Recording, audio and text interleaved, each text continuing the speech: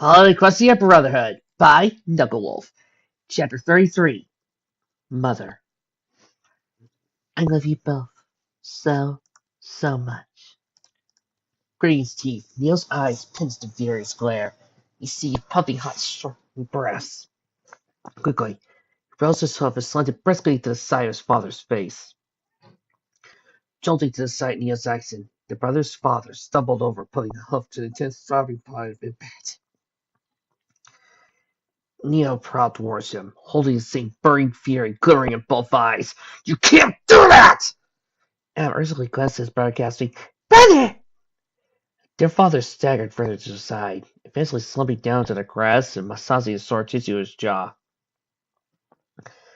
You think that's funny? Neo burst with resentment. Do you get some kind of sick amusement out of this? As Neo drew closer to his father, Adam promptly interjected himself into his brother's path. Stop it! What's gotten into you? Lee stepped forward and retaliated to Al's restraint.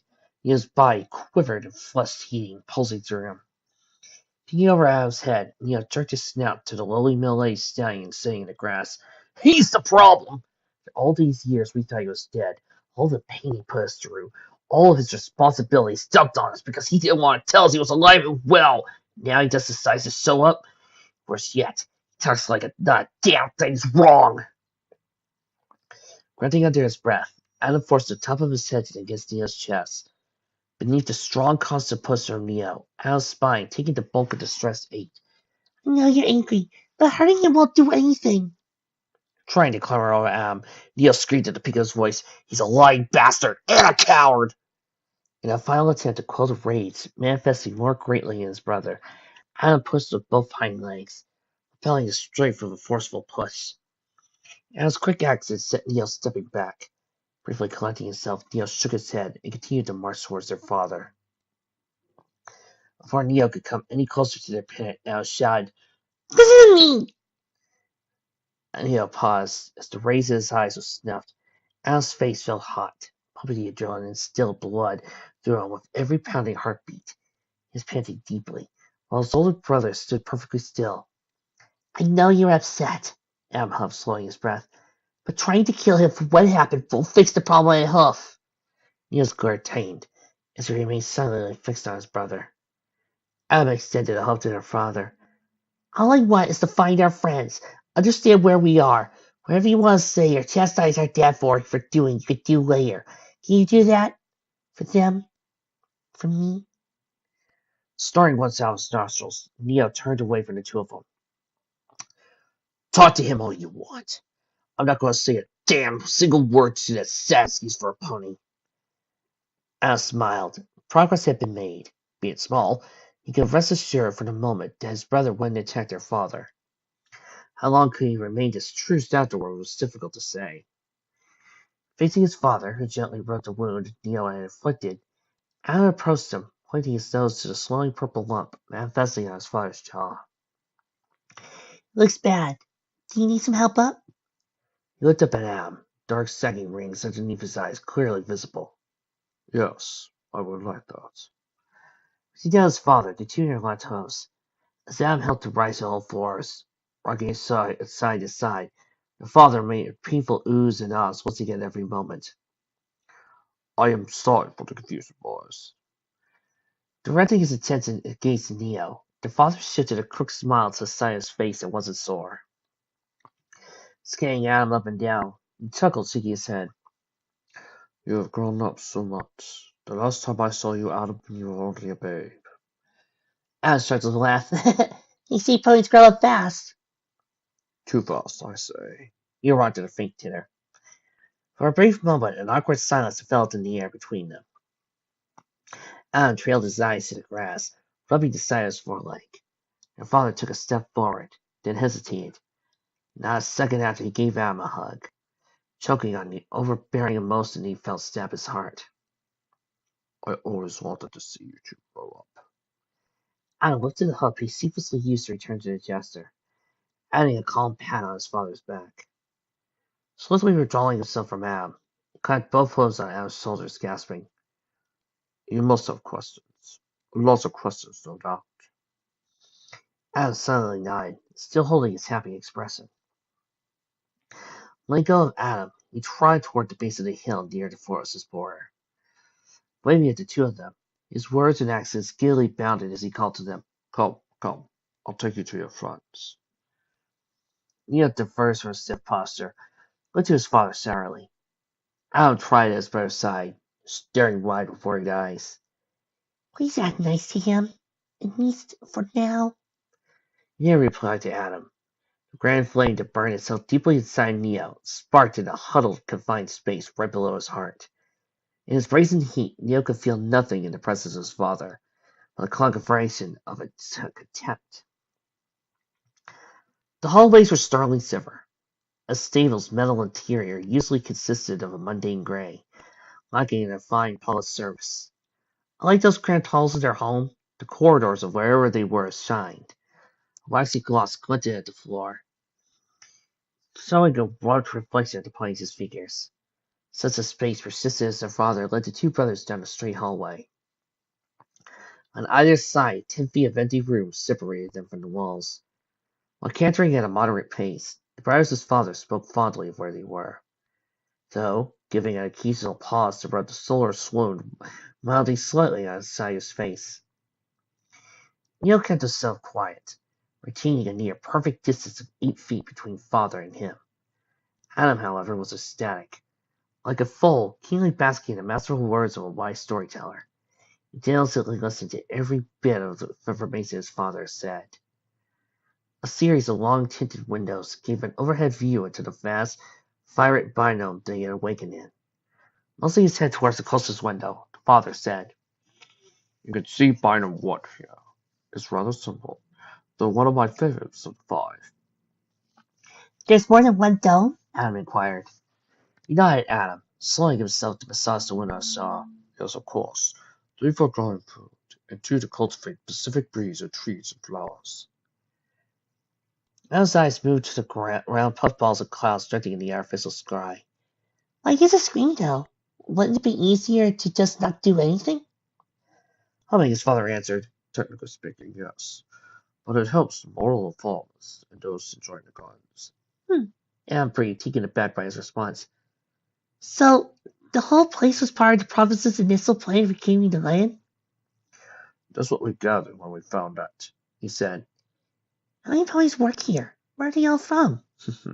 He scoffed lowly, throwing out a sideways glance. "You grew up to be an awfully curious buck." Adam smiled. "I want to say it's a little of you that I give credit to." "Goodness, no." He winked with a weak wheeze. "I'm more of a stick to the books kind of fellow. Curious one. Now, that would be your mother." Adam's heart began to pound as an air jet quivering found its way, lively air as he twisted his hose. "Is she here? Do you know where she is? Can we see her?"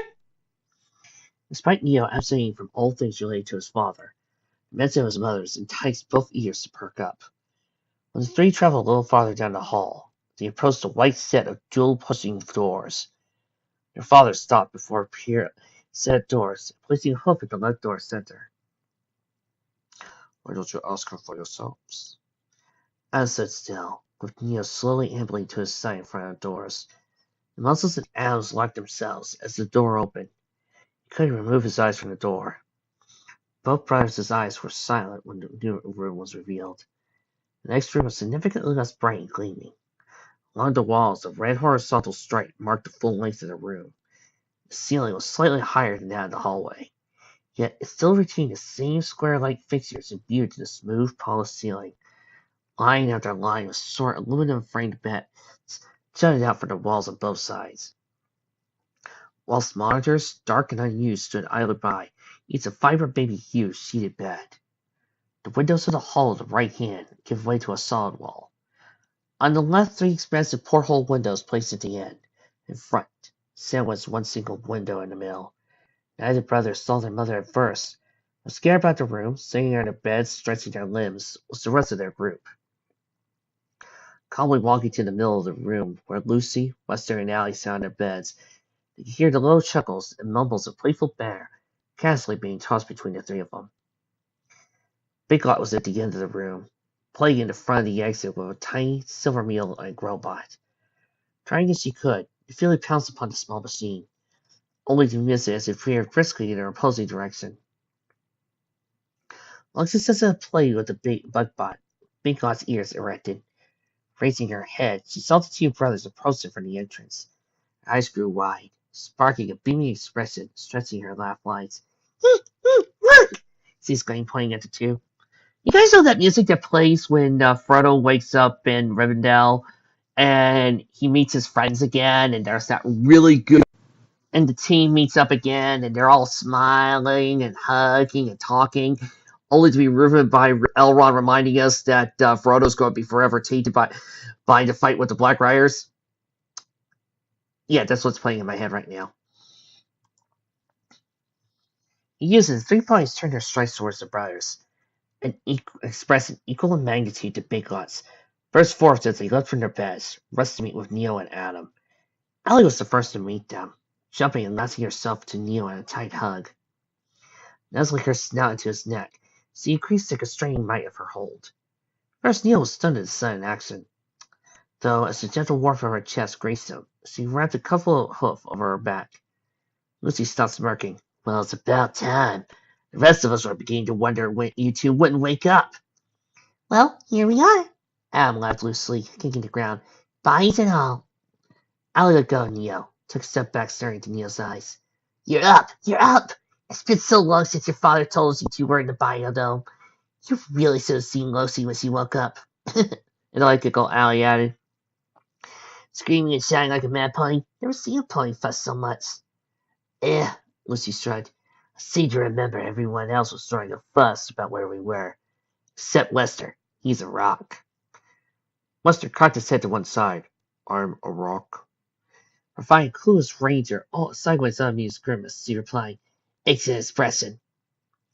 Lester nodded, calculating response. Noted and logged. They drifted out of the space between Allie and Lucy. Biggot staggered towards Adam. Catching herself, she skeezed up toward the buck. You're a link. Why do you get to sleep outside? Adam grinned, patting the top of her head. I missed you too. Leo stood on the tip of his toes, elevating his sight over the heads of the ponies gathered about him. He scanned the room, hoping to see his mother. Aside from the small robotic insect crawling towards the exit, Ranger sleeping in a bed by the door. No other bodies were present. A heavy sinking and hollow pin that carved out the emotion of his stomach, plugged strongly like an anchor pummeling to the sea. A climbing chill flushed his brow at the stark realization that came to him that now he would have to speak to his father. Turning to his father, who stood a ways back, he wanted to grip reconnect. Neo asked gruffly, I'm happy you brought us here. Really, I am. But where's Mom? The tire seller reasoned back slightly, shaking his head to remark. What? She's not here, Neo relayed to him. I don't see her anywhere. Ellie stepped up and added, I saw her not too long ago. She went to get something for Ranger. He's been having trouble waking up. Neo faced her. Do you know where she went? Or maybe how long she'll be gone for? Allie shrugged, glancing at the exit. I can't say. She's never mentioned anything other than she'll be back soon. Neo's face turned placid, the chill intensifying the icy grip cupping at his brow's neck. I've come so far to see her. The exit door was pushed open, as the mare stumbled through with a vial liquid held securely in the cup of her hoof. A faint crimson glow luminously shone out the mysterious liquid, while slowest about as he stepped through the doorway. Moving his eyes to the newcomer, the sinking fast altogether, the cold evaporating from the surface of his fur, as fresh warmth spread through his lemon body. Intermission!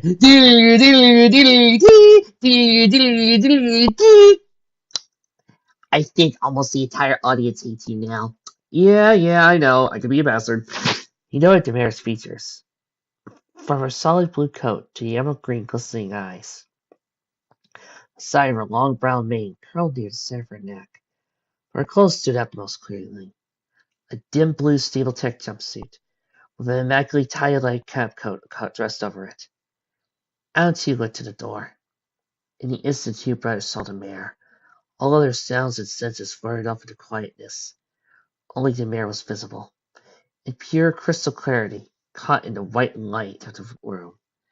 Nearly in sync, both brothers muttered under their breaths. Mom? Longer the mare stood, looking at the two brothers. More shimmering pearls filled the black pupils of her eyes. Tears pooled in the corners of her eyes while Neil stepped forward.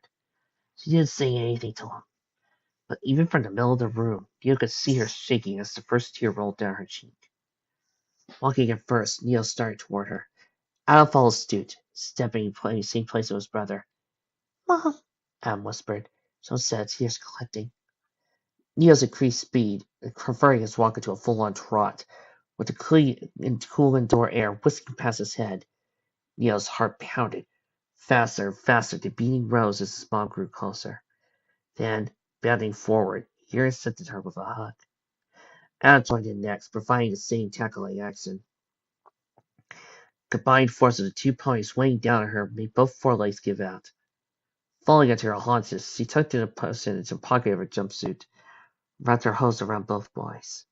Sniffling from the three filled the air. The warmest air sensation falling out from inside them. We found you! Adam sniffed, fucking around in motion. We found you! He laid his cheek against his mother's shoulder, closing his eyes and feeling great, intense pulling lift from his body. He felt free and alive. They'd done it. After so long, their journey had come to an end. Again, they were a family, together. I'm so happy you're both awake, she cooed to them, stroking the tops of their heads. As her host felt the broad muscles of both brothers' shoulders, she chuckled. And look at how strong you've grown up to be. So soon, too. Both boys gave a low laugh. She rose on all fours, breaking the tight huddled nest they piled in. Dark curving streaks dented the fur on her cheeks, renerving around the edge of her smile. Using the hem of her sleeve, she wiped away the tears still falling. Look at me. A mess like this. I wasn't ready to beat you yet. Neil hastily laid a reassuring hand on her shoulder. Don't say that, Mom. You're fine as you are. She found it hard to control the amount of tears streaming from her eyes. Wiping away what she could, she slowly made her way to Ranger's bed. You probably have so many questions. The secrets, this, I just didn't wish it had to be this way. We don't mind it so much now, Mom, Anne replied. We're just glad you made it. No. She started drawing the medical poster from her pocket. You two deserve answers. I don't want any more secrets in this family. Vladimir was asleep, both hose resting at her sides. A fluffed white pillow padded the back of his head. An IV and other gray wire stuck to the veins of his shoulder, connected to a heart monitor next to the bed. Tucking her hoof behind Vladimir's head, she slightly elevated him, placing the rim of the vial to his lips. Besides, I'm eager to hear about your trip here, even more so on how you managed to find us. While the conscious Vladimir consumed the potion entirely, she set the empty bottle down on top of a nightstand by the bed. What happened to him? Why isn't he awake?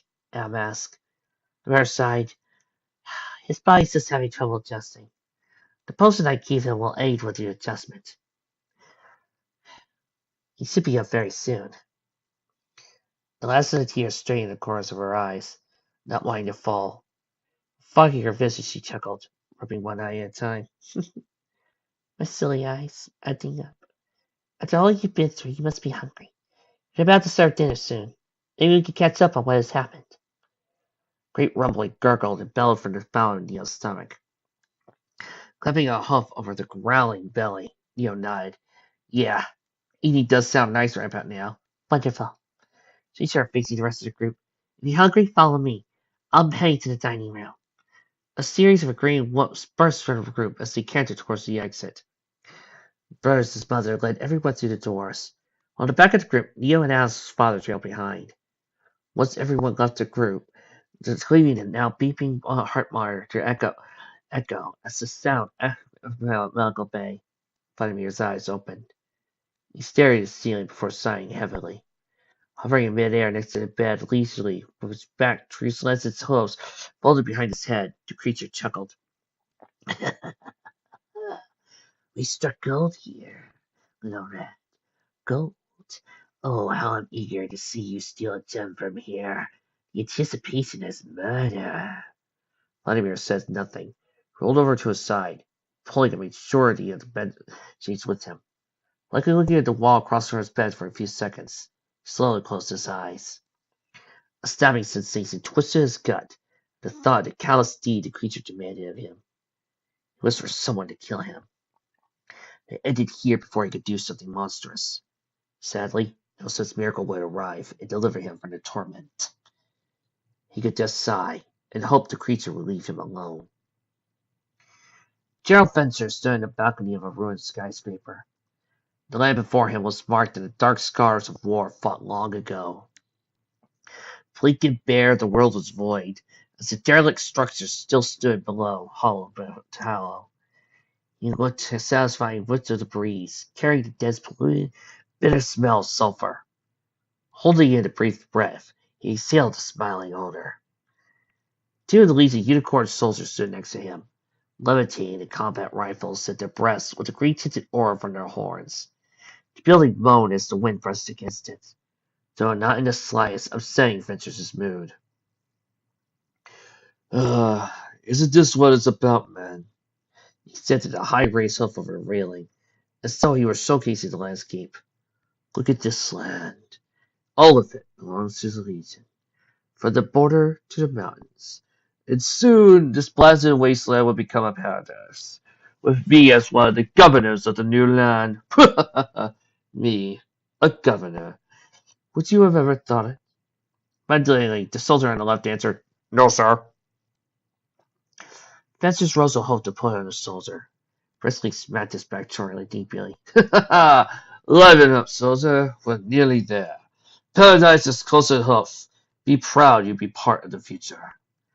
In the room behind Fencers, a dark mire sulked in the shadows, silently approaching himself. The room was about, as torn up furniture, glass, shredded velvet curtains, littered the blue-ass smudged carpet. In the mires advance, his host lightly landed on a fragment of glass. Grating grunts clearly sounded through the room, catching the attention of one soldier. With his ears erected, rifle raised, the soldier turned, locking his visor on Darkmire. Pointing the end of the barrel, the green glowing goggles in the shade room, he shouted, Don't take another step! Identify yourself! Darkmire crouched to the soldier, shielding his head with both paws, pleading, No kill, here to speak. Talk to Surface Legion. Fencers must speak with. Yes. Fencers faced the lowly creature, quivering as it growled for his life. What was that? Fencers grunted, staring down at the miner. Must speak. It screamed as it huddled from its defining possession. Must speak. Swimming his puzzy snout to the soldier's rifle, Fencers nodded once, coughing. Lay down your rifle, son. Let's see what this fellow has to say. Levitating the end of his gun to the floor, the soldier took a step back. Meyer slowly slid one hoof off a single goggle lens. Peering at the withdrawn weapon, the creature's tremble slowly grew still. Finally he got to his liking, lit rabbed hoofs, and cut the bow ahead to Fencers while in his presence. Surface Legion is kind, yes. Returning to Crook's marked, Fencers provided layered his cheeks with several rolling wrinkles. Yes, well, I'm glad you noticed. Fencers paused, peering at the creature, searching for a name. Your name? No name. The creature mewed, frightening his fretted figure. No name. Scoffing, Fencers' smirk returned. Not even ponies anymore, are you? Can't even name one another outside the warden. Shaking his head and bleed. No, not ponies. Well, Fencers commanded, lifting a hoof to rub his nose. Speak your piece. For the first time, the miner rose his head, allowing the pair of green, enigmatic eyes to make contact with Fencers. Must come to the mine. Predators in trouble. Fencers arched an eyebrow. Excuse me? Meyer's footing became timid as he pawed the carpet, speaking in a higher, more injured tone. Must come, must come. Predators in danger. Taking a few steps towards the mire, Fencers held a stunned, perplexed expression. What's wrong with the Predators? Have you told Thatch? That's weak. Busy. You strong. Stronger than all Surface Legion. What are the others? Have you attempted to tell those patrolling the mines? Fencers asked. Creature's ante increased tenfold, showing as comforting in place, crying, Come, come, need help, come. Myers started back up towards the exit, reeling in a beckoning huff as he bounced, pleading a repeat outcry to come. The soldier on the left looked at Fencers. Shall we follow it? Fencers paused for a moment, before a single grin scraped his brown puffy cheeks. The creature seems to know what he's talking about, especially when his majesty returns. I could get a higher promotion. Do you want us to follow him, sir? The soldier queried. Let's listen to the poor thing. See what happens.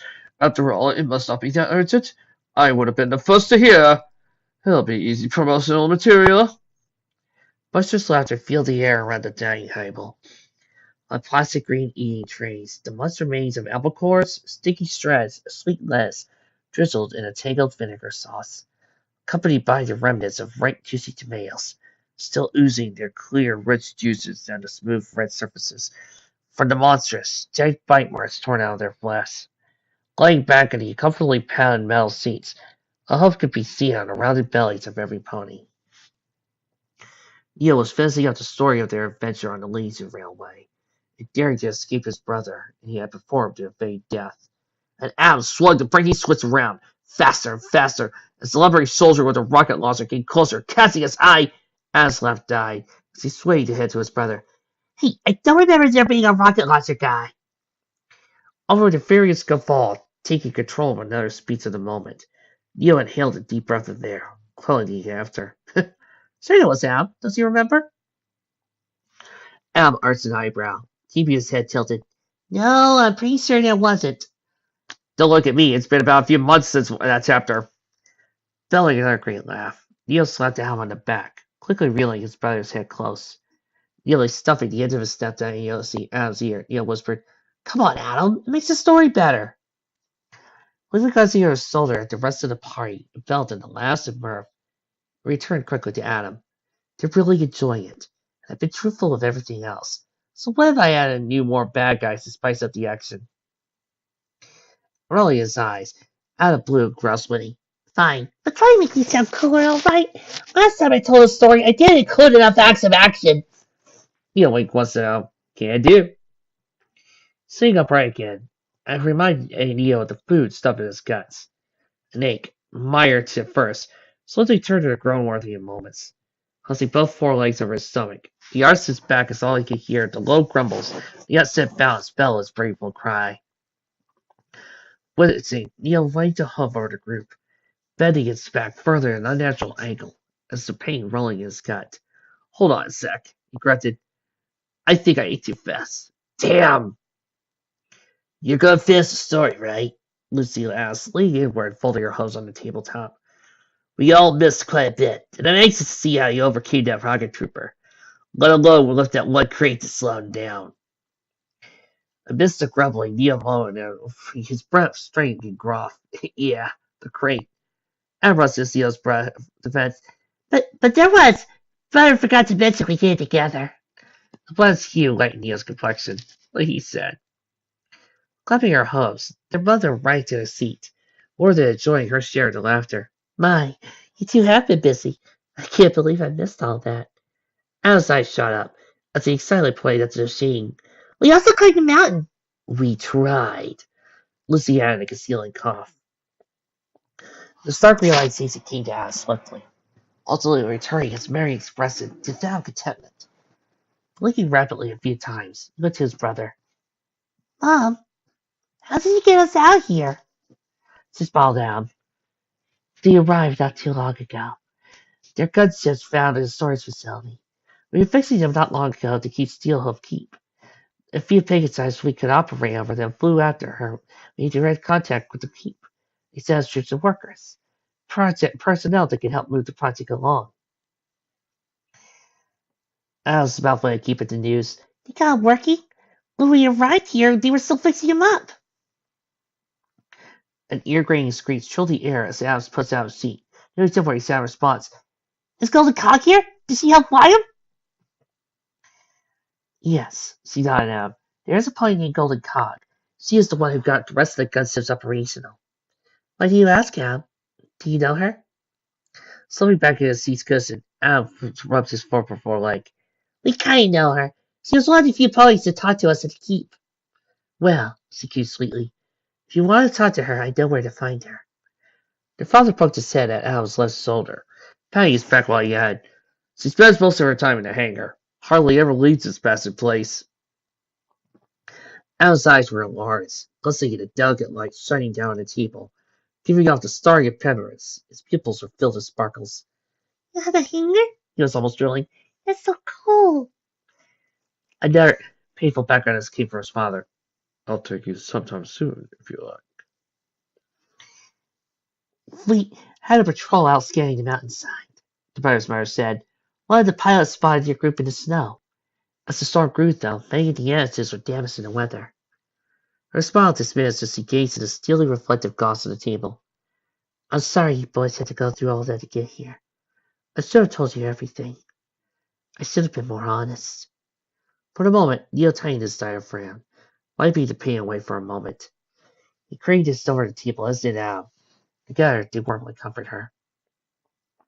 "It's all right, Mom. It really is. Don't blame yourself for what we did. We chose to leave the stable," Neil reassured her. "If we hadn't, we wouldn't have found out all about Ironhammer and met any of our friends," Anna concluded. She closed her eyes to meet her son's. A thin smile beneath regret formed, casting a warming spell over the two boys, melting their hearts. "I love you both so, so much." Lucy comforted her huff, piercing the mood cell between the family. "Speaking of which, it's probably best we talk about that. You know, they the province and everything western on Hammer's purpose." Allie hiccuped, hitting her chest as she spoke. "Razor had some information she wanted to share with you. Apparently something top secret about it." The sliding doors at the far end of the room parted, and Vladimir came waddling in with a bandage wrapped around his head. Every step the stallion took wobbled uneasily with the rest of his legs. The further he approached the table, erratic swerves in his stride grew wider. Stumbling at the table's end, he brought himself close onto the edge, and hoarsely coughed. Bear's mother turned on her seat, extending a hug to him as she spoke tenderly. "Sir, are you all right? I thought you would have been recovered by now." He rose a hoof to stop her, stopping the mare where she stood. His eyes pinched as he growled at the biting pain infesting each movement. "No, I'm fine. What did I miss?" Their father went to a table across their own, fencing at a distal seat for Vladimir.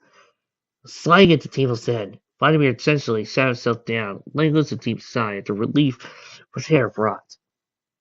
Laying back as far as he could, the limp strands of silver-lined black mane, protruding from underneath the bandages, hung behind him over the edge of the seat. "Don't let my health concern you," he puffed, barely lifting his eyes at the group. "Please, go on." Those at the table were silent, save for the heavy breather of Vladimir. The brothers' mother appeared stunned.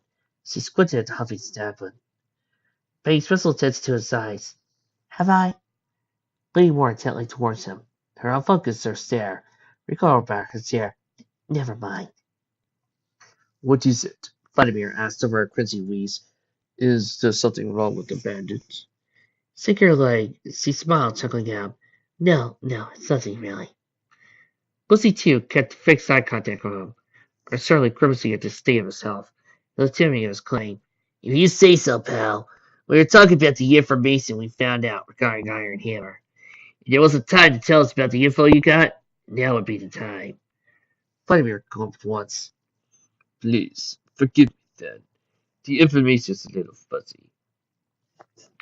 "You have all the time to tell us everything," the brother's mother said. "I'll contact General Ironside at Binom 3. He'll need to hear everything you need to say to him."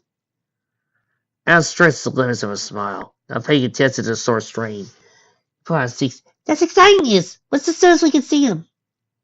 "Tomorrow, possibly. He's been handling troop welfare at the coldest soldiers around the province," she answered. Nothing Neo, who returned to his hunched growing status, Al continued his cheerful speech. "Did you hear that, brother? We can finally do something about Darkmind. We can finally put an end to it all. Facing his mother, Adam was alight with a beaming aura of energetic happiness. Now we're staying here with Daddy, we can play it out. There was ever a fading light, stricken out by the bullet of extinguishing his fair halo. Now had been that time. For the delicate look of tender kindness expressed on her mother's face vanished, becoming a darker shadow of summer dread. Al could see it averted her gaze from his own, twirling her heart as though she had something to say. Al's smile shriveled to a thin, almost non-existent spark of nervousness. Mom, did I say something? The last thing he wanted to see was his mother get upset. As he withheld all comments, Al's body turned cold. Neo rose to view his mother as it hid away from her face behind a lasting brow curl of her mane. Bearing the pain for a moment, he too acquired a sudden shift in mood. I was right. Is something wrong? Al glanced at his father. Like his mother held a downward gaze. She lifted her head, moving aside the section of her mane drooping over the side of her face. Briefly looking at those gathered around the table, she said, I'm so happy you're okay. I can't begin to understand all the struggles you went through just to see me. Everyone sitting at the table leaned over, slowing their ears in her direction. The world is a cruel place, filled with horrors, and out here life is difficult. That's why I have to tell you, go home. I slapped both of us on the side of the table, froze pushing back against the seat of him. What? You can't be serious, Neo sternly interjected, holding his gut. We did so much to get here. I know. A negative murmur fulfilled the group, and whilst Neo and Al immediately admired, we fought a war to get here. I watched ponies I care about die. There never been times when you faded death as I know, she barked, a few tears pulling at the corners of her eyes. You don't think it hurts me so much to say this? Your father and I love you so, so much. But as long as you live out here, all those things will only happen more. Who knows? One day you might be so lucky. How can you imagine how hard that would be for us? To think that you could die out here. Lucy followed Adam, roughly jazzing her seat standing. Listen, lady, I don't know what you consider the best choice for them, but these two are certified badasses. They got through a hell of a lot to get here. The last thing they need to hear from you is telling them to get lost. Allie whooped, slamming the tabletop with one hoof. Hear, hear! It's not negotiable. She declared over the opposing voices. They are our sons, and the life in the stable is a safe one. You won't be harmed here. As long as the project's being done, I can't see you starting getting hurt yourselves. Breathing had become heavy, as a hot sweat developed on her trembling brow. Faint pink come from a watch tied around her ankle. Glancing at it, he concluded, you can stay here for the next few days, while our technicians repair the gunships. After they're done, you'll be on the first ship to take you all back to your respective homes. Straightening her coat, she stepped to the side and pushed her seat back to the table. She tightened her stomach, suppressing the tears trying desperately to escape. If you excuse us, your father and I need to get back to work. I'll send someone down here to show all of you to their rooms for the time being. Quickly facing the door, she hurried off, father gravitating towards her side. All eyes were on the polished-sealed dorm frame the two parents passed through. When the door was closed, the low whoosh they sounded echoed through the dining wall, leaving those still sitting at the table alone and confused. It was dim in the tunnels of the mines. Rolling plumes of dense steam caught in the low light, hissing out of the valves of the eternal piping lining of the ceiling. Fencers traversed a long corridor that sputtered a much higher ceiling than many of the more narrowing, twisting pathways crossing out to the mine.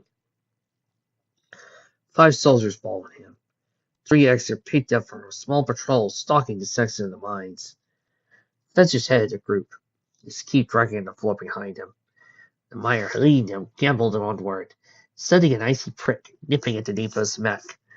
Dark miners were never this happy, nor this expressive for that matter. The longer the creature continued its cheerful nature, the more chill stung out, threw out one hoof, waving high in the air, bouncing as it waved for him. Come, come, help. Fencers has been walking for some time now. feeling the aching strain of his heart, uneven rocky floor finally taking their toll on him. A fiery heat coiled from his brow, forming a deepening layer of sweat. The mire was a strange fellow, the perfect Ventures. Not only had this creature taken him away from the calm balcony outside, but obsessively wanted him to follow it, almost as if though it gained pleasure from leading him into the unknown. Damn beast! Ventures grasped beneath his breath. Why can't it slow down?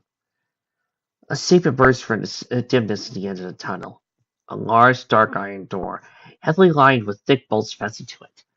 The door was open slightly, leaving just enough room for one pony to slide through at a time. Wiggling his way into the crack, the miner popped his head through the silver of space entering the room. Come, come, it hearkened. Come. As the group of legionnaires came to the door, Ventures noted the thickness of the door. The entire entrance was like a vault, meant to safely conceal whatever was inside. He stuck both paws to the crack, prying the door open. Starting his back, tugging the heavy door with every ounce of available strength. He felt the joints and muscles alike in both legs stretch. The sharp pain quickly started to sweat underneath to develop under the huge rolls of his chin. Grunting, he let go of the snapping back door, having not managed to alter its place in the sights. His heart thumped at a brisk pace as a burning infested the rest of the general's chest. Shutting himself down by the doorway, he tirelessly rose one hoof to the door, gasping for breath. Men, you open it. That's an order. Hesitantly, the soldiers looked at one another, muttering. Then, coming to the door, they collectively struck their hoods in dead space, craning backwards as they hissed his bellowed a shrill cry, ringing throughout the whole tunnel. It opened slow at first, as the soldiers painfully grunted together. Even with the combined efforts of all four ponies, the crack merely expanded a few mere feet. Ventures rose, still breathing in deep, exasperated inhalations. The soldiers let go. Stumbling backwards as Ventures stepped through the crack of the next room. A few low-hanging ceiling lights flickered above, providing the only means of illumination. Crates stacked in the center of the room were piled sporadically, even against the walls, forming a maze-like assortment of stacks or two or more boxes. The side of one crate had been ripped off, where the remains of torn wooden planks were peppered in shreds of dry hay from inside the box. Amongst the heaps of internal packaging and cushioning, the limp body of a predator lay still. Lurching over the lifeless body of the predator, the warden and three other miners opened on the eternal workings of the machine. The miner led them, stood behind a group of working creatures, as he alone stared vacantly at Ventures. One by one, the other soldiers entered the room, watching the mine's locals whispering to hiss to each other in their own inaudible babble. Ventures squinted, taking a single step toward the group of miners huddling around the machine. You lot! What do you think you're doing? Slowly, the warden moved his head, giving the general a sideways glance. One of his green eyes caught Ventures a low, coffee chortle came. General here, yes? The miner who had led them nodded, keeping an unwavering fix on Ventures. Yes, yes. Those soldiers who came with Ventures took up their weapons, deploying the barrels of their guns at the miners. Tell me what's going on here, Ventures demanded. What is the meaning of this? Warren hadn't moved. Her laughter was still constant. End of Surface Legion. End, General. Everything ends. A piston in the upper right-hand corner of the door hissed, closing behind him. Ventures turned back to see it close. As the thundering boom of the lock sounded, his eyes grew wide. The cold gathered on the nape of his surface throughout the rest of his body. The racing of his heart, the climbing moisture developing over his entire body grew more profuse. At the corner of his eye he saw a miner, sulking in the sounds near the bottom of the door frame. Quickly returning to the warren, he boomed, gritting his teeth. Soldiers! Arrest them! Stop them from tampering with the planners! The warden slowly turned to sing song. Too late, no catch. The lights died, leaving the dim pairs of green lights, the single means of light in the dark. Ventures' heart pounded furiously, rattling his ribcage wanting to break free. The eyes of the creatures all stared at him, while the Myers brittle giggled, filling the air. He used it, the goggles slithered back into the shadow, dancing for sight as a faint click sounded. Their pair of circled eyes entered, a hellish set of red orbs rising up, whilst an electric buzz exited the air, turning its taste out to bitter sulphur. Fester's entire body shook, feeling with an arctic chill. He recoiled himself, stepping away from the ghastly, glowing crimson eyes. "Shoot that! Now! Kill it!" The eyes grew closer, smoothly hovering towards them. A lilting growl followed, accompanied by a series of white, sharp teeth reflecting in the dull red light. "Shoot it! Just shoot it!" A clamor of gunfire sparked, knocking the room briskly with muzzled fire. Bullets tinged and whizzed, slicing by the air, but the eyes advance was unhindered as the bullets' force. Myriad malicious laughter lingered, surpassing even the sound of gunfire, bobbing voices of the Myers chanting, "Death! Death! Predator rise! Mine will rise! Kill Surface Legion!" Neil's mind was a maze of fury and complete bafflement. Thoughts whisked by, some hot and seething, while others were blurred in chaos. He was walking down a hallway, no different than the rest of the shining halls, behind an earth-pawing mare suited in a black smart suit. The pony's pink face was out of focus, shrouded in the haze encircling Neil's vision. The words his mother had said to him, to leave after all they had gone through, channeled out the other sounds and speech. Every light overhead passed by to gain the luminous effect of bright flare, causing it to wince in every new light bulb. The security officer was saying something. To whom was not clear. Perhaps Lucy, maybe Allie, possibly to the united group. The only audio that his ears detected was a single mutter that sounded a lot like a low wah-wah than actual coherent speech. A few reflective steel doors sat across from one another on opposing walls. They were much smaller than the standard pair of pushing doors occurred. These merely had a single sliding door, accompanied with its own orange button on the side of the doorframe. Stopping, the security boy pointed to the first room. A few wah-wahs babbled before Allie, Lester, and Big Lot walked past him in disoriented fog, clouding the edges of his vision. Neil's friends didn't look thrilled either. Each of them held with their own gloomy weight and presence sad on expression. Pointing to the door across the other's room, Al pulled up beside Neil, head cocked to one side, arched an eyebrow. His words, unlike the guards, were quite muffled in a cloud of thoughts darting about Neil's mind. Al's voice echoed faintly. "Brother?" Neil blinked twice, seeing his head through his thoughts, while the flaming emotions of anger and hate persisted, boiling in the sinking pit of his stomach. He could at least hear clearly. "Yeah?" "Are you looking?" Al asked, squinting keenly at his brother's complexion. "Ever since Mom left, you've been quiet." Neil trailed his silvery eyes to the floor, withholding all thoughts in the presence of the guard. "If you are all right now," the security pony stayed, extending a hoof to the door, "you two will be studying this room." Adam turned to the guard, nodded earnestly. "Thank you." She smiled, tipping her hat to him. "It's my pleasure. It's nice to meet the sons of Dahlia and Ronan." A shimmering continuously bubbled against the bottom of Adam's heart. Despite this, the sweet mention of his parents' name provided a warming blush traveling down his neck. The mention of their names struck a growing flame inside Neo, flushing his brow with heated blood. Keeping both eyes to the ground, he entered the room without saying a word to the pony who led them. "Just remember," the guard said to Adam, "restrooms are down to the hall to the left. If you need any help or questions, just find one of us. We won't hesitate to help you with anything you might need." Thank you again. The guard traveled down the hallway. Adam tried as he could to snuff out the feelings stirring within, primarily in the form of a tightened stomach or deep sighs. None seemed to help. Following his brother inside the room, Adam found the lights already on and their metal-framed beds made.